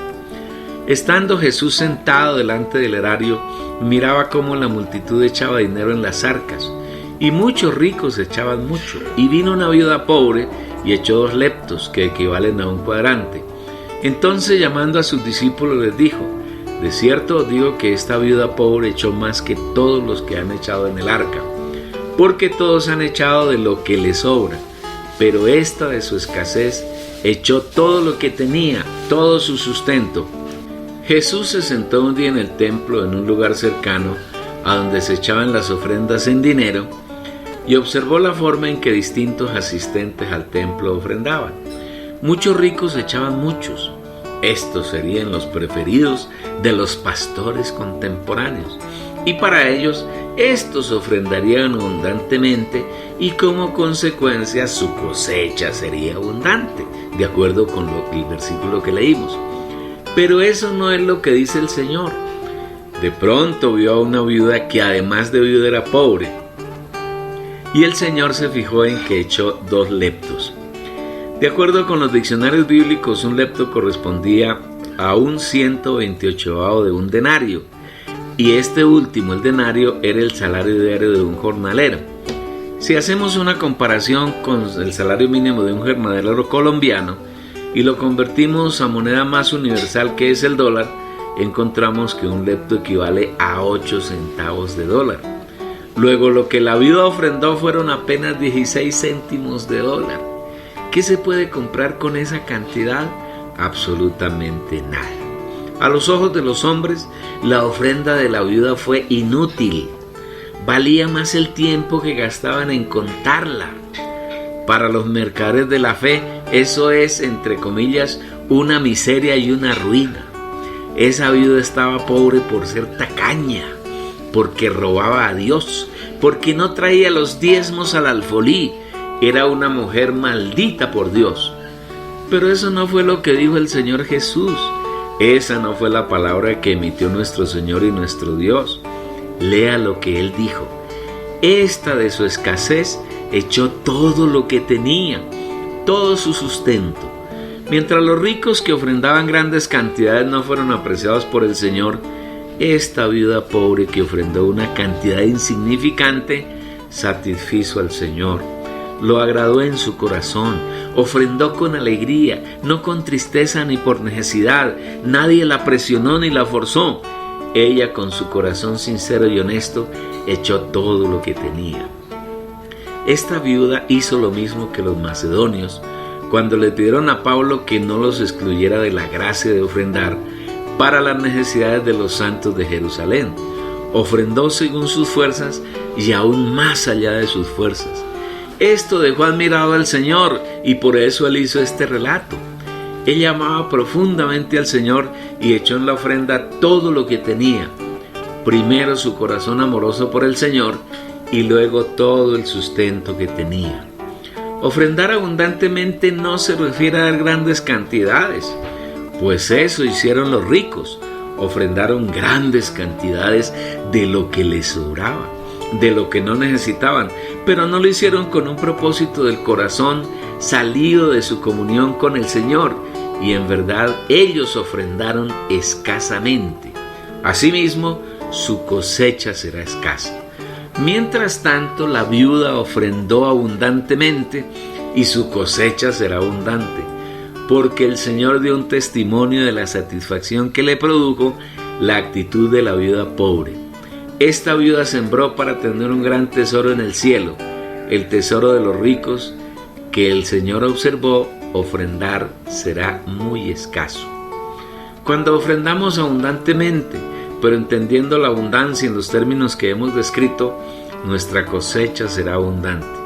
Esa abundancia no se refiere a riquezas materiales, como predican los, entre comillas, ministros de las, entre comillas, iglesias contemporáneas, sino como dice la Biblia: y poderoso es Dios para hacer que abunde para con vosotros toda gracia, a fin de que, teniendo siempre en todas las cosas todo lo suficiente, abundéis para toda buena obra.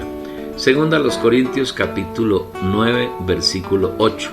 La abundancia es en toda gracia, y no debemos olvidar que la gracia contiene todas las riquezas de Dios. Lo que Él es, lo que Él tiene y lo que ha hecho por nosotros en el proceso de redención. Dios quiere abundar en gracia para que tengamos siempre lo suficiente en todas las cosas, incluidos los bienes materiales, y así abundemos para toda buena obra. El apóstol, guiado por el Espíritu, cita algunas escrituras del Antiguo Testamento, como está escrito: repartió, dio a los pobres, su justicia permanece para siempre.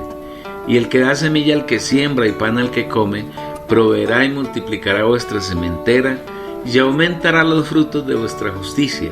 Segunda a los Corintios capítulo 9 versículos 9 y 10.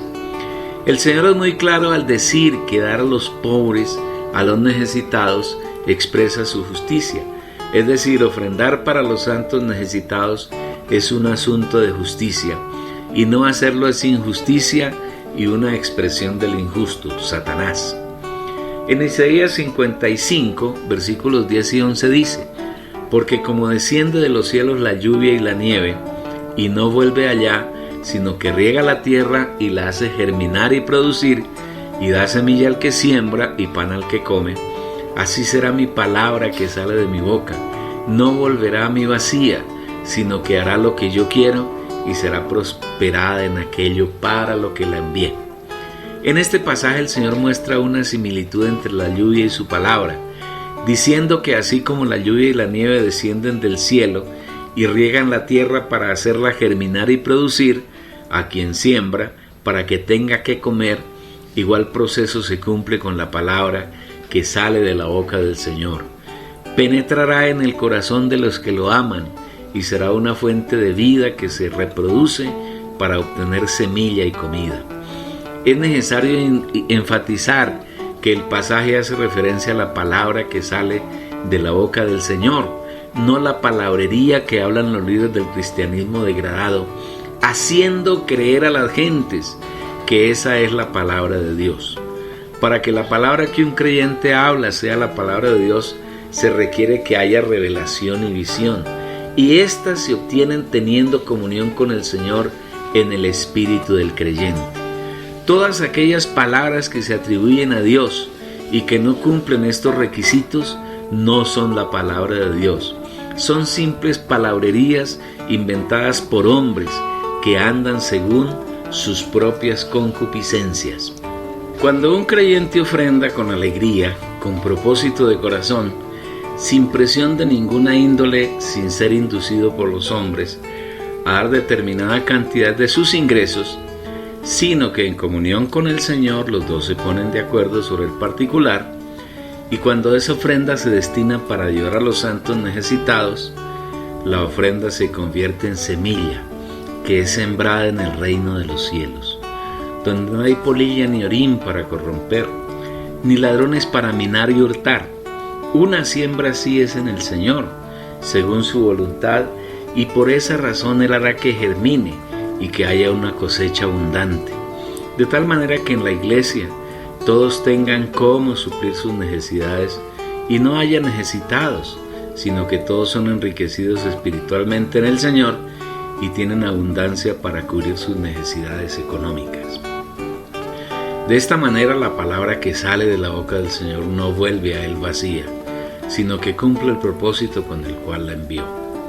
Si somos obedientes en el asunto de ofrendar, según el deseo del Señor y no de acuerdo con los mandatos de los hombres inescrupulosos, que se esfuerzan por medrar falsificando la palabra del Señor, si atendemos a los deseos de Él, seremos enriquecidos en todas las cosas y podremos usar de liberalidad para suplir abundantemente las necesidades de los santos, para que estéis enriquecidos en todo para toda liberalidad, la cual produce por medio de nosotros acción de gracias a Dios, porque la administración de este servicio no solamente suple lo que a los santos falta, sino que también abundan muchas acciones de gracias a Dios, pues por la experiencia de esta administración glorifican a Dios por la obediencia que profesáis al Evangelio de Cristo, y por la liberalidad de vuestra contribución para ellos y para todos. Asimismo, en la oración de ellos por vosotros, a quienes aman a causa de la superabundante gracia de Dios en vosotros. Segunda a los Corintios capítulo 9 versículos 11 al 14.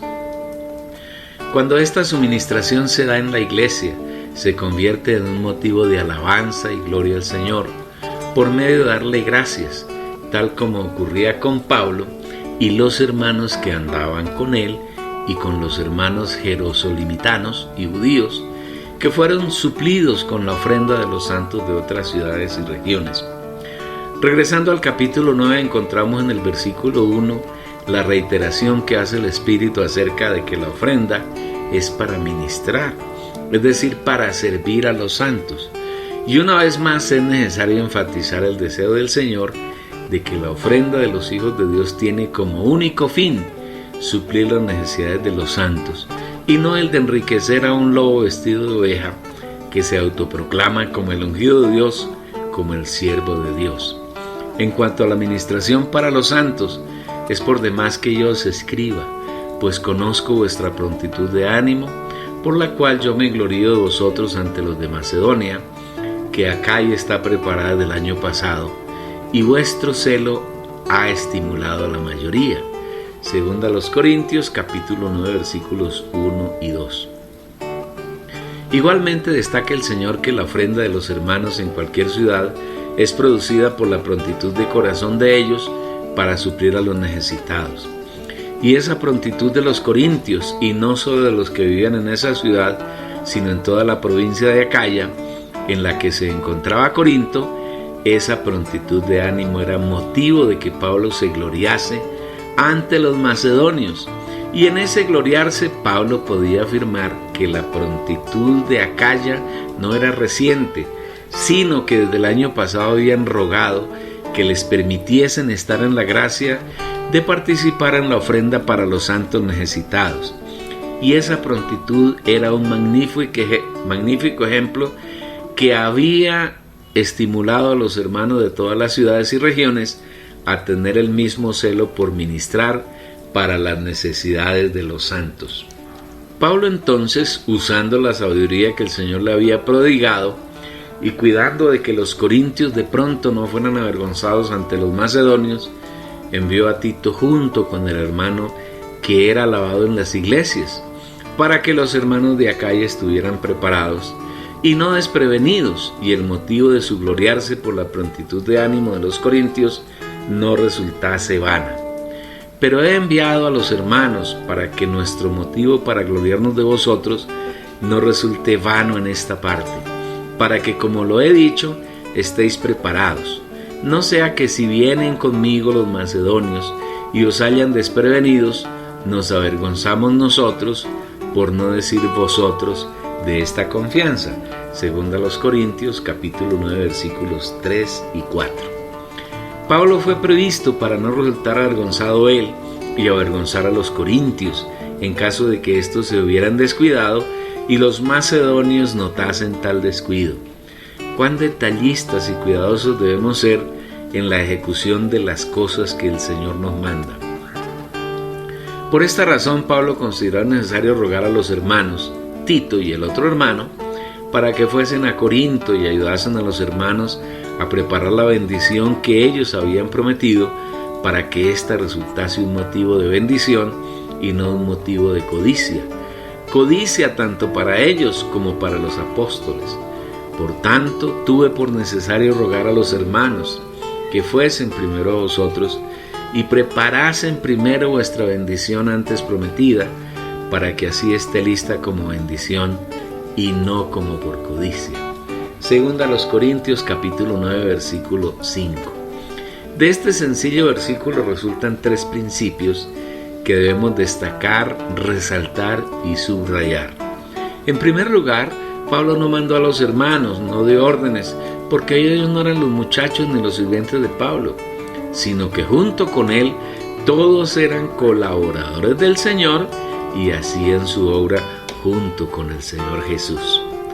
No es bíblica la costumbre que tienen algunos llamados entre comillas ministros, y, entre comillas, siervos del Señor, que en verdad son falsos maestros, costumbre que consiste en autoproclamarse apóstoles y tener alrededor de ellos una cohorte de servidores que denomina sus colaboradores, y deben someterse a él sin contradecir nada y hacer lo que él les ordene.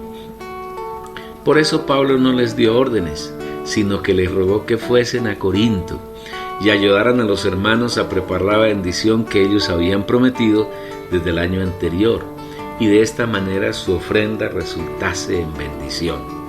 El segundo principio consiste en que Pablo rogó a los hermanos que fuesen a Corinto a ayudar a los hermanos a preparar la bendición prometida y no a que los presionasen a que ofrendaran determinado porcentaje de sus bienes o ciertas cantidades predeterminadas.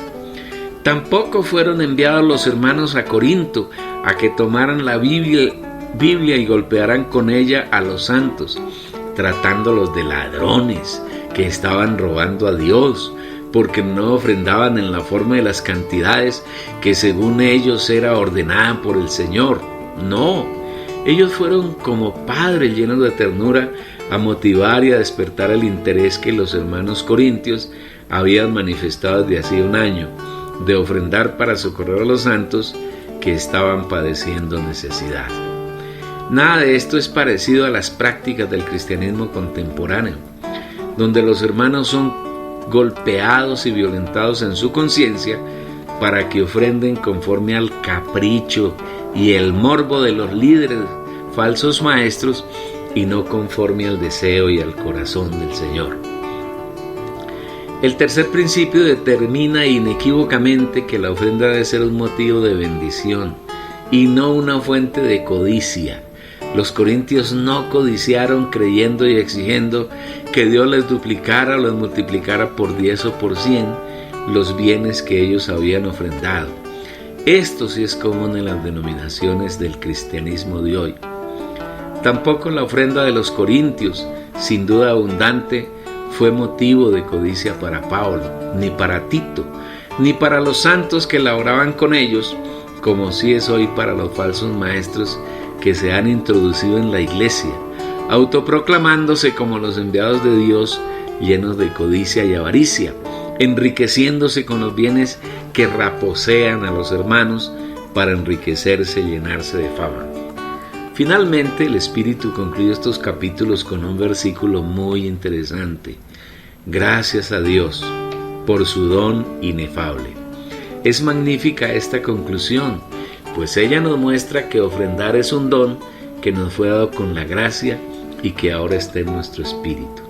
Si tenemos en cuenta que un don espiritual es una capacidad que Dios nos da para realizar ciertas actividades, entonces podemos afirmar que ofrendar es una capacidad que el Señor nos otorgó dentro de su gracia.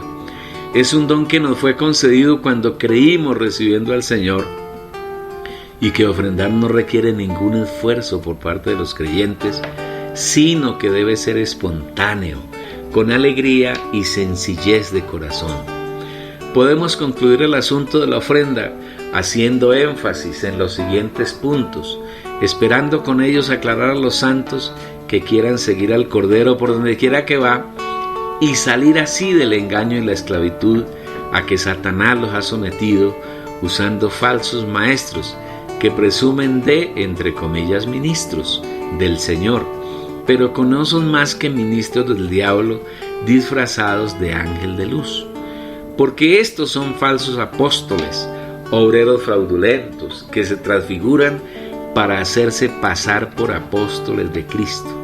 Y no es de maravillarse, porque el mismo Satanás se transfigura en ángel de luz. Así que no es gran cosa si también sus ministros se transfiguran para hacerse pasar por ministros de justicia, cuyo fin será conforme a sus obras. Segunda a los Corintios, capítulo 11, versículos 13 al 15.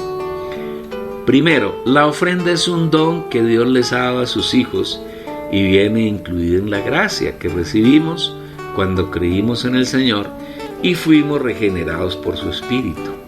Segundo, la ofrenda debe ser secreta entre Dios y el creyente. Nadie en su entorno debe enterarse de la cantidad y calidad de la ofrenda de los hijos de Dios.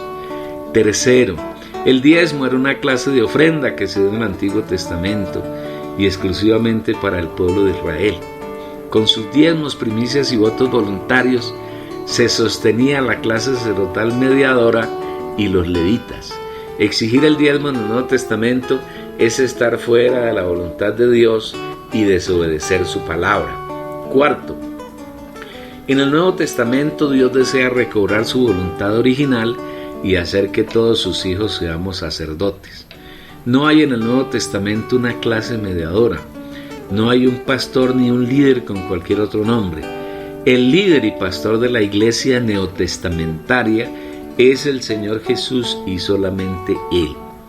Todos los hijos de Dios somos sus ungidos y todos debemos servirlo en la medida y capacidad que Él nos ha otorgado a cada uno. Quinto, en el Nuevo Testamento no existe el diezmo. La cantidad que cada hijo de Dios ofrenda debe ser secreta y debe salir de un acuerdo establecido entre Dios y el creyente, estando juntos en comunión en el aposento más interior del creyente, que es el espíritu humano. Sexto, ningún santo debe ser presionado para que ofrende determinado porcentaje de sus ingresos. Séptimo, la ofrenda se hace con alegría, no con tristeza ni por obligación. Octavo, quienes predican que quienes no diezman son ladrones, maldicen a quienes presionan para diezmar. Estos son falsos maestros que se están maldiciendo a sí mismos, y el Señor les promete que su destrucción no se tarda. Noveno, la ofrenda de los hijos de Dios tiene como único fin suplir las necesidades de los santos, y en ningún caso debe encaminarse a enriquecer a los líderes. El sistema pastoral que hay en las denominaciones evangélicas no es bíblico, sino que es una burda copia del catolicismo romano, donde hay papa, cardenales, obispos y curas. Un sistema ingenioso inventado por Satanás para engañar al mundo entero. Esto es nicolaísmo. Décimo, la ofrenda que agrada al Señor tiene como uno de sus fines el de producir equilibrio entre los santos, para que no haya estrechez para unos y abundancia para otros, sino que en todos haya suplir suficiente para sus necesidades básicas. Un décimo, todo creyente normal debe suplir primero para las necesidades de los suyos, teniendo en cuenta que primero debe ser suplida su casa. Esta actitud se convierte en un testimonio adecuado que glorifica al Señor y muestra un buen ejemplo a quienes están a su alrededor. Duodécimo, ningún hermano puede ser carga para la iglesia, no trabajando en nada, a excepción de las viudas mayores de 60 años que sirvan al Señor en los santos y que no tengan familiares que puedan sostenerlas. Finalmente, si uno o varios hermanos han sido llamados por el Señor para servirlo en los hermanos, el Señor declara que ese o esos hermanos es o son dignos de su salario. El Señor pondrá en el corazón de los santos el suplir abundante para las necesidades de ellos, como hicieron los filipenses con Pablo, que le enviaban a uno y otro lugar para sus necesidades. Pero esos hermanos deben ser designados por el Señor, como ocurrió con Bernabé y Saulo cuando estaban en Antioquía de Siria. No obstante, si esos hermanos pueden trabajar con sus propias manos para ganar su sustento, o si su familia tiene carga para sustentarlos, su servicio es más glorioso para ellos y para el Señor. Bien, concluimos este libro precioso. Esperamos, amado oyente y lector, que el Señor te haya dado mucha revelación.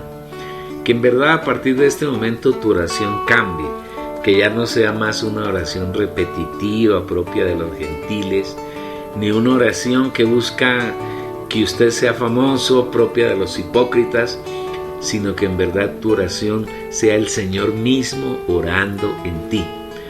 Esperamos que a partir de esta palabra y de esta revelación tú puedas obtener más revelación. La revelación no acaba aquí. Al contrario, en cuanto a la oración, es misteriosa y nadie puede decir que conoce todo. Estamos conociendo un poquitico, es la punta del iceberg. pero el cuerpo de esta revelación es mucho más grande y el Señor quiere revelártela a ti. Búscalo en tu espíritu y obtendrás más revelación. Igualmente te rogamos que no dejes de leer o oír el libro ¿Cuál iglesia? Allí el Señor quiere mostrarnos cómo Satanás engañó a los cristianos, llevándolos a fundar miles de iglesias, confundiendo a los hijos de Dios aún, y por supuesto a los falsos creyentes que hay en el cristianismo, porque ¿cuál de esas tantas iglesias es la iglesia del Señor? Pues tenemos que decir que en verdad ninguna. Sin embargo, esperamos que leas este libro y el Señor pueda aclararte y tú puedas vivir la realidad de la iglesia que el Señor ha establecido y está edificando en la tierra. También quisiésemos que tú leyeras La degradación de la iglesia. Son 2 tomos, está ya en YouTube. Igualmente El reino de Dios y el reino de los cielos, 2 tomos también en YouTube que tú puedes disfrutar con tu familia, con tus amigos. De la misma manera quisiéramos que disfrutaras el libro Los Vencedores, Las Primicias, El Hijo de Aarón y los Vencedores de la Gran Tribulación. Aquí el Señor quiere mostrarte un camino para que seas un vencedor. No debes conformarte con menos, tú debes ser un vencedor. Igualmente quisiéramos que nos dieras un like, un me gusta, dedito arriba, que te suscribas, que des clic en la campana y así estarás permanentemente informado de las novedades del canal. También quisiéramos leer un comentario tuyo y en alguna medida, si es posible, tener comunión por teléfono, por internet o aún personalmente contigo. Qué hermoso sería para que disfrutemos más las riquezas del Señor. Descarga estos videos, guárdalos en tu computador, en tu teléfono. Si no puedes guardar en tu teléfono sino de A1 o de A2 por el tamaño, pero cada vez vas cambiando, en tu computador se los puedes guardar todos. Guárdalos, son tuyos, es la palabra que el Señor te ha dado a ti. Y finalmente quisiéramos que tú compartieras esto con tus familiares y amigos. Muchos de tus familiares y amigos necesitan revelación, necesitan esta palabra. No seas egoísta, comparte con ellos. Envía los links por las redes sociales, Instagram, Facebook, cualquiera de las redes que tú uses. Puede ser por correo electrónico, puede ser por WhatsApp, puede ser por los trinos, por Twitter.